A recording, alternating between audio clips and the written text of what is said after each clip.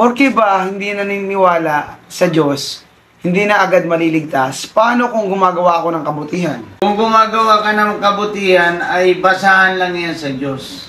Yes. Pagkat, ang kailangan mo talagang kilalanin para kayo maligtas.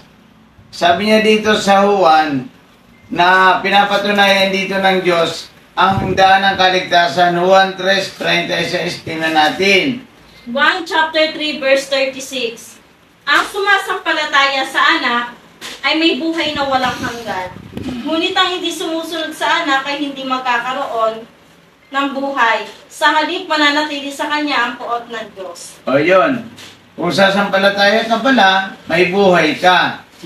Kung hindi ka sasampalataya, wala kang buhay na walang hanggan. Sapagkat ito, ang ibig sabihin nito, kung magsisisi ka at tatalikod sa kasalanan at tatanggapin mo si Kristo bilang Panginoon mo at tagapagligtas, aliligtas ka.